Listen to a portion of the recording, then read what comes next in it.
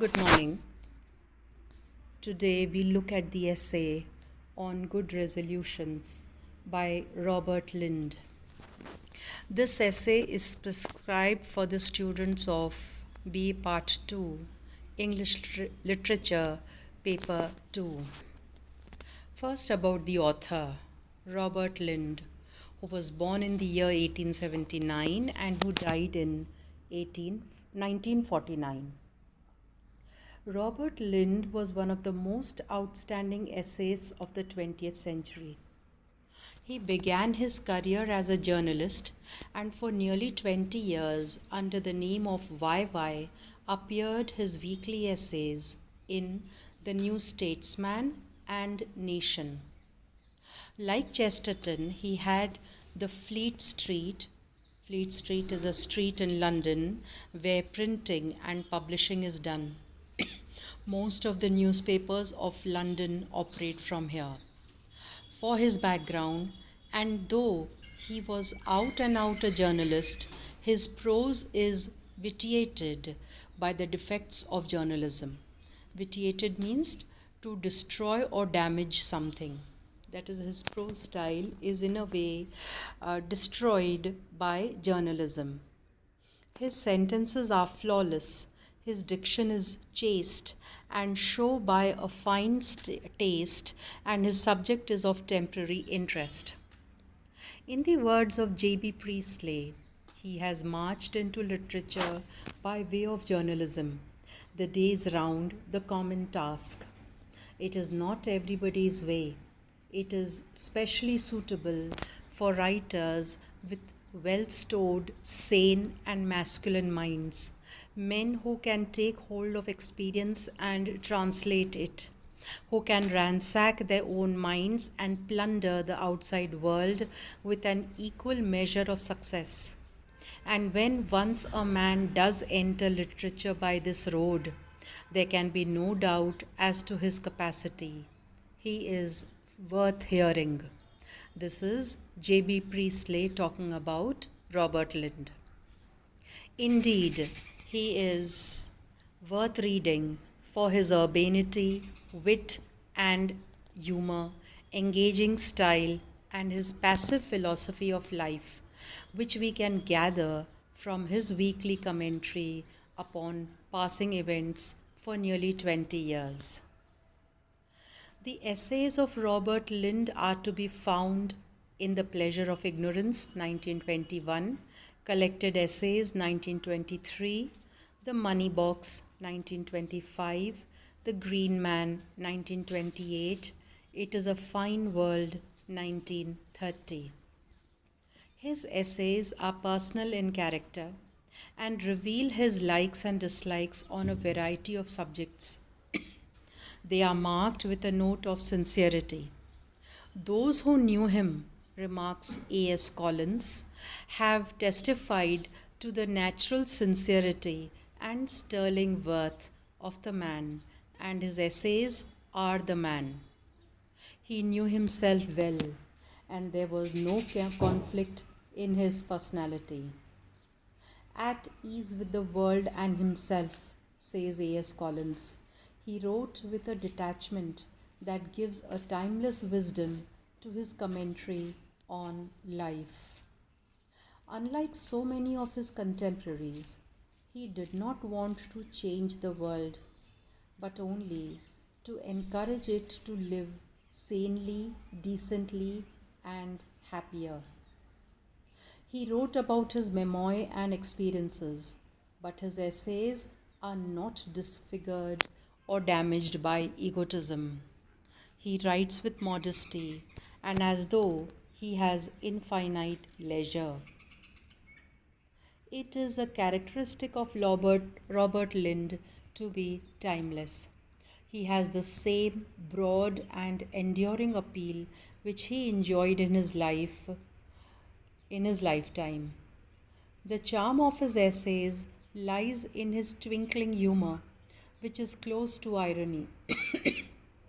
Though he was humane and tolerant, yet he had an ironic whip for cant, which means hypocrisy, and false talk, and bunkum, which means nonsense, and brutality, that is cruel behavior, malice, that is the desire to harm someone, and intolerance.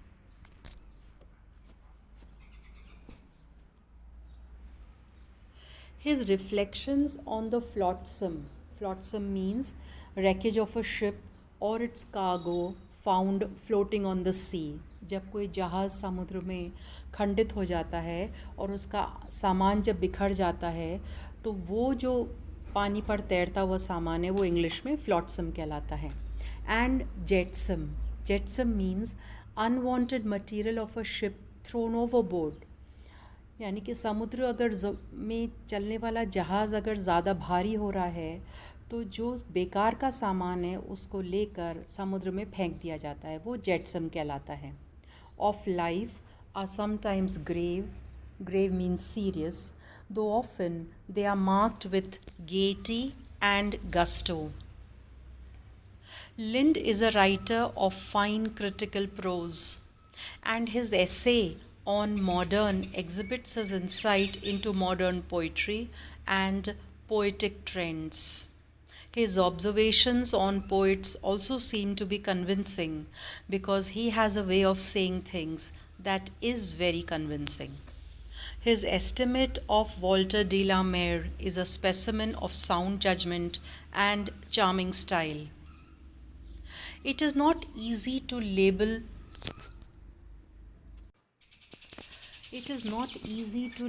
Robert Lynd, for he will be sure to mislay it. In the words of Richard Church, examine his essays and you will see how he builds up an argument by a skillful illustration of exceptions, how he reabsorbs those exceptions and closes down with a neat, swift stroke that shows no temporizing. Temporizing means to delay making a decision, no temporizing hand. With all his tolerance, Lynd is implacable, means he is determined to oppose someone or something in his detestations of bunkum and brutality.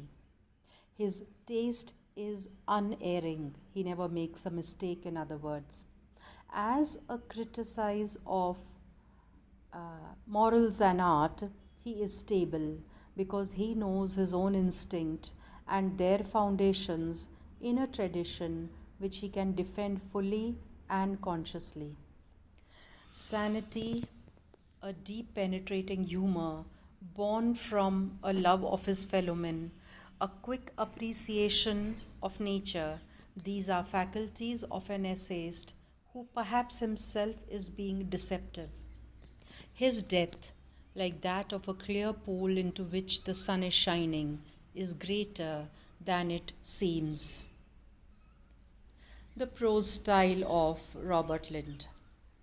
Very early in his career, Robert Lynd cultivated the qualities that stand him in stead as an author, that is, which stand in his favor. He cultivated and disciplined his language, and he is never careless in his writing. The chief fault of journal, the slipshod, means something done without care, writing, is never the fault of Lynd. His sentences are all neatly turned out and evenly balanced. Lynd belongs to Ireland, and it will not be out of place to mention that some of the purest prose writers of English have been Irish by birth. Swift, that is Jonathan Swift, and Shaw, Bernard Shaw, to name only two of a crowded galaxy, have given to English literature a prose the like of which is hard to find in English. J.B. Priestley says, Mr. Lynd has variety, modulation. Like all food prose, it has a rhythm of its own. Occasionally, it descends into snip-snap, that is, it is quick and short, but generally, beneath its quiet ease and gentle hurry of the spirit, there is some very delicate modulation and a certain characteristic rhythm that turns his prose into a voice. The style of Robert Lynd is thoroughly conversationally pleasing and not unmixed with humor and irony. His love of epigrammatic sentences. Epigrammatic means short saying or poem that expresses an idea in a clever or funny way. His clarity and lucidity, his sense of balance, the use of similes, the phrase making gift are the outstanding qualities of his prose style. Question. In spite of half a lifetime of failure, we can still draw upon her, that is nature, for these, meaning good resolutions, with the excitement of faith in our hearts.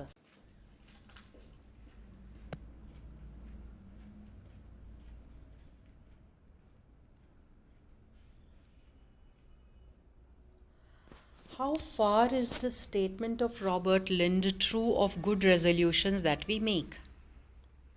The answer can be Robert Lynd is one of the greatest of the essayists in English literature.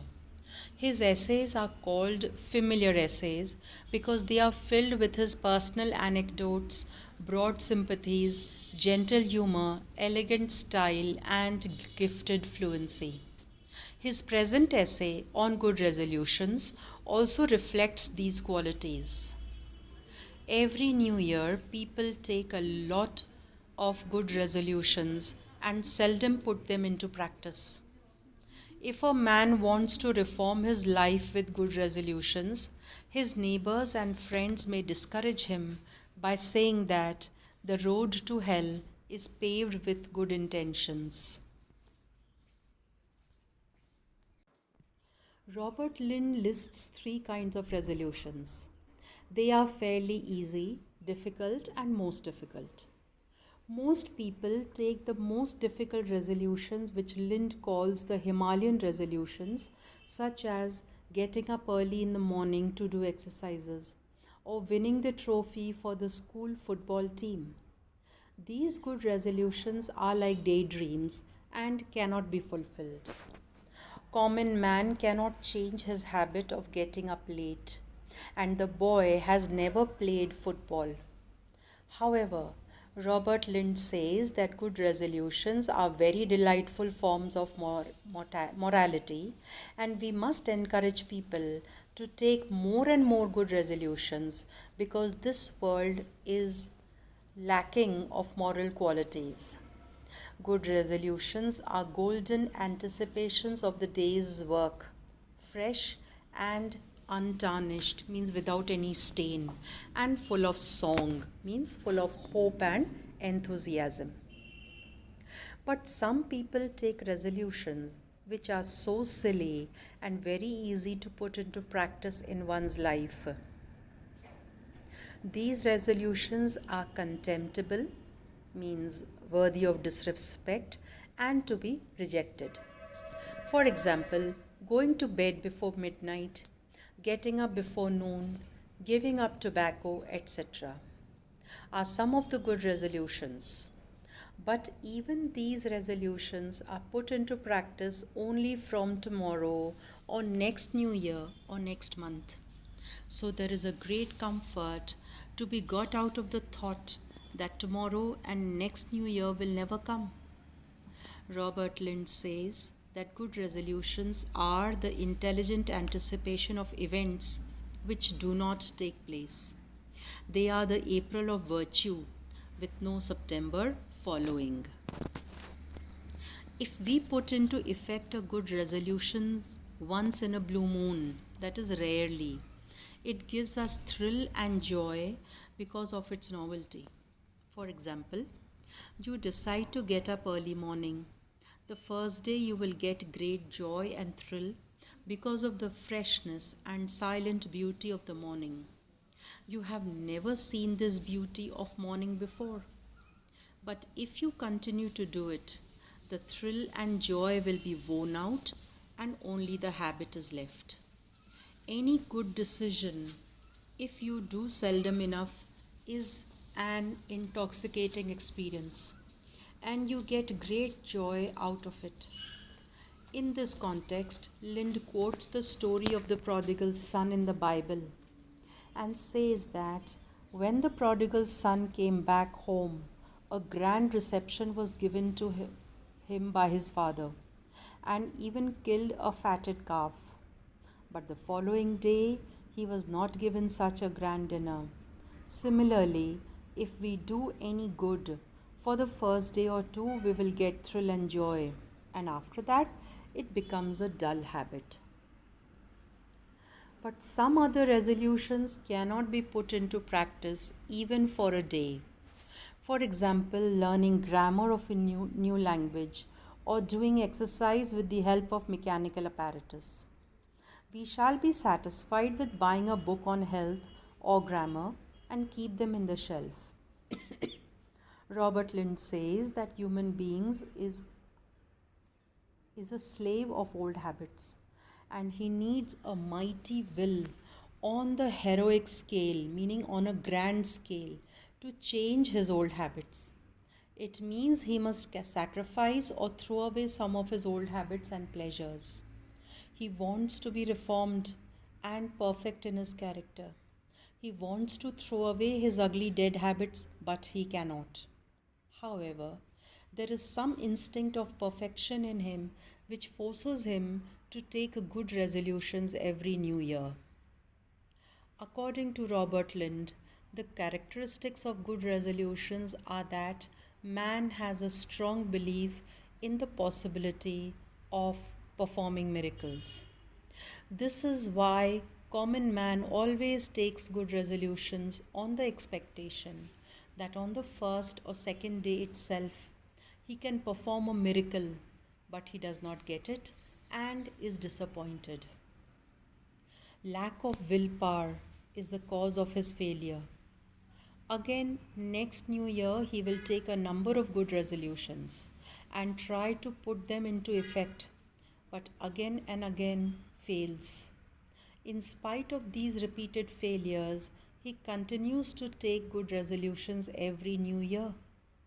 This is because there is some instinct for perfection in every human being, which forces us to go forward. One day, we shall get the mighty will on the heroic scale to put into practice all our good resolutions. With this, we finish the analysis of the essay on good resolutions by Robert Lynd. Thank you.